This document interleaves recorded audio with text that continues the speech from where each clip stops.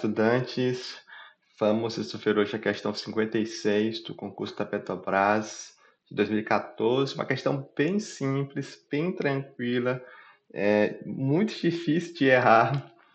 Fala o seguinte: a transferência de calor através do vácuo envolve apenas os seguintes mecanismos, né? Então nós temos aqui as alternativas, e as alternativas, obviamente, elas vão englobar os três mecanismos de transferência de calor.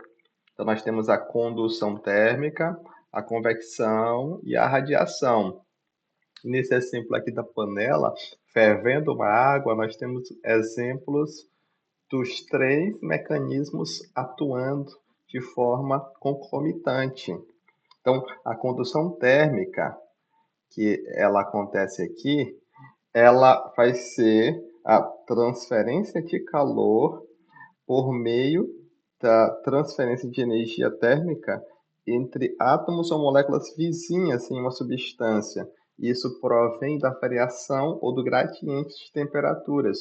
Então, eu tenho, obviamente, a necessidade de ter um meio, né, por meio do qual esse calor seja conduzido e esse calor ele vai ser transmitido por meio desse material, dos átomos ou das moléculas que vão estar ali em contato uma com as outras.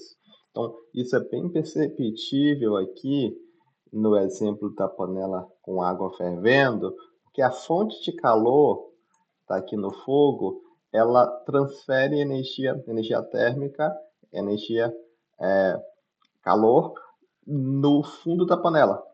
Só que o metal, que é um bom condutor, né? Daí vem a palavra condutor, ele é um material que conduz bem o calor, ele vai transmitir essa energia para as outras partes da panela, inclusive chegando aqui no cabo. Então, o calor é transferido através de condução. Então, nós podemos, inclusive, caracterizar essa condução do material pela sua condutividade térmica. O outro mecanismo que existe é o mecanismo de convecção. O mecanismo de convecção também demanda um meio. Então, ele não acontece no vácuo, nem a condução, nem a convecção. Porque o mecanismo de convecção ele vai envolver o movimento de um fluido. Então, nós vamos ter um fluido em movimento. E esse processo de transmissão de calor que acontece nesse fluido em movimento vai ser chamado de convecção. Então, são os dois mecanismos que precisam ter um meio, né? Então, aqui, por exemplo, nós temos a água. Então, quando a água começa a esquentar, ela diminui a sua densidade e ela sobe, enquanto a água que está na parte superior ela vai descer. Então, aqui nós temos a movimentação do fluido que caracteriza a convecção. Então, obviamente, né, a resposta só pode ser a letra C, né, que é a radiação.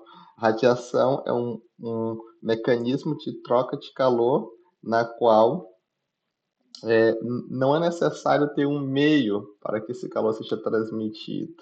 Então, acontece por meio de ondas eletromagnéticas, ondas de calor, ondas ou calor radiante. Então, note que aqui, quando nós aproximamos a nossa mão aqui da boca do fogão, nós não precisamos tocar, né? Nós sentimos ali o calor, né?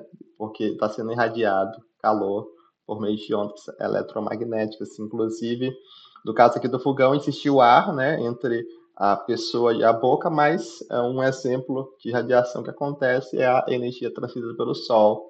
Então, essa energia é propagada no universo, pelo vácuo, até chegar aqui no nosso planeta. Ok? Então, são esses três mecanismos.